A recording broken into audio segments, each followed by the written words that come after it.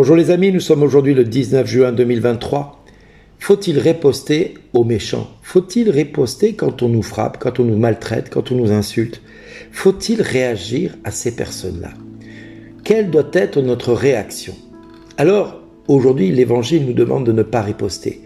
Mais qui peut dire, mais c'est plus facile à dire qu'à faire, Jésus, tu ne sais pas ce que je vis au quotidien. Alors, l'Église a eu la sagesse de nous mettre la deuxième lettre aux Corinthiens de Paul qui nous dit que de ne pas laisser sans effet la grâce reçue du Christ. Parce que nous sommes les coopérateurs de Dieu, nous sommes les ambassadeurs de Dieu.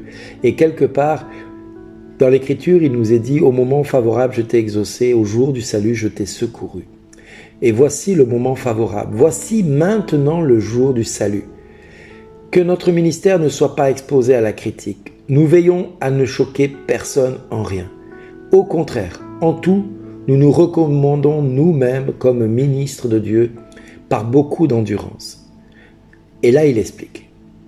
Dans les détresses, les difficultés, les angoisses, les coups, la prison, les émeutes, la fatigue, les manques de sommeil et de nourriture, par la chasteté, la connaissance, la patience et la bonté, la sainteté de l'esprit et la sincérité de l'amour, par une parole de vérité, par une puissance qui vient de Dieu, nous nous présentons avec les armes de la justice pour l'attaque et la défense, dans la gloire et le mépris, dans la mauvaise et la bonne réputation. On nous traite d'imposteurs et nous disons la vérité. On nous prend pour des inconnus et nous sommes très connus. On nous croit mourants et nous sommes bien vivants. On nous punit et nous ne sommes pas mis à mort. On nous croit tristes et nous sommes toujours joyeux. Pauvres et nous faisons tant de riches. Démunis de tout, mais nous possédons tout. Voilà ce que Paul énumère en quelques mots, ce que lui et ses disciples ont vécu en suivant la parole du Christ. Alors oui, frères et sœurs, quelle est-il la chose la plus dure à vivre dans notre quotidien? Est-ce de ne pas riposter ou de mettre en pratique ce que Dieu nous demande? En effet, si quelqu'un veut te poursuivre en justice et prendre ta tunique, laisse-lui encore ton manteau, nous dira Jésus. Si quelqu'un te gifle sur la joue droite, tends-lui l'autre joue. Et si quelqu'un te réquisitionne pour faire 1000 pas avec toi, fais-en 2000 avec lui. À qui te demande donne, à qui veut t'emprunter, ne détourne pas le dos. Frères et sœurs, nous voyons là dans cet évangile, dans la première lecture de la lettre aux Corinthiens, que Jésus veut nous faire comprendre quelque chose. C'est que rien n'est facile. Qu'être chrétien n'a jamais été un parcours de facilité, au point d'être les pieds en éventail sur un transat et se laisser bronzer au soleil. Non, être chrétien, c'est accepter que dès le départ, nous soyons sujets à contradiction, que nous soyons sujets à critique, à humiliation, que nous soyons jugés des fois indignes d'être de fils de Dieu parce que tout ce que nous vivons semble être parfois un contre-témoignage tant l'épreuve est dure dans nos vies. Et on se dit, mais si c'est ça, être chrétien, moi je préfère rester païen. Parce que quand je vois ce que tu subis, eh bien moi j'ai pas envie de rester chrétien. Eh bien oui, ça c'est ce que le monde pense. Et on nous traite d'imposteurs quand nous disons la vérité. Parce que quelque part, quand nous sommes éprouvés, on dit la vérité tout en étant éprouvés. Mais en demeurant confiant parce que même si nous manquons de beaucoup, nous possédons tout, c'est-à-dire nous possédons le Christ dans notre vie, qui est l'excellence, l'arme absolue que nous pouvons mettre devant l'ennemi au quotidien de notre vie. C'est vrai que parfois nous sommes punis par toutes sortes de choses, mais on n'est jamais mis à mort. On nous croit tristes parce que des fois la blessure, la douleur est telle, mais nous restons joyeux parce que la parole nous dit en toutes circonstances, rendez grâce à Dieu. Que votre joie soit parfaite. Bien oui, parfaite même si l'épreuve est là, même si parfois nous semblons être pauvres, eh bien Dieu nous invite à être riches de sa présence dans notre vie de tous les jours.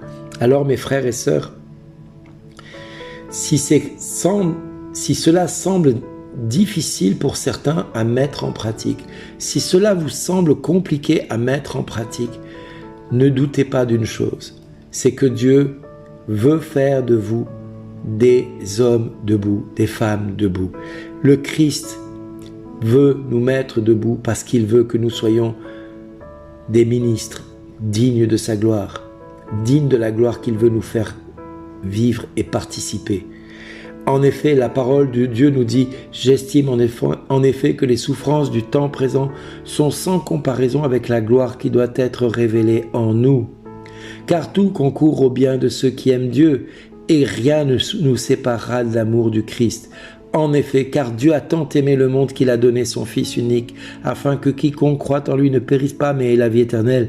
Car Dieu n'a pas envoyé son Fils dans le monde pour juger le monde, mais pour que le monde soit sauvé par lui.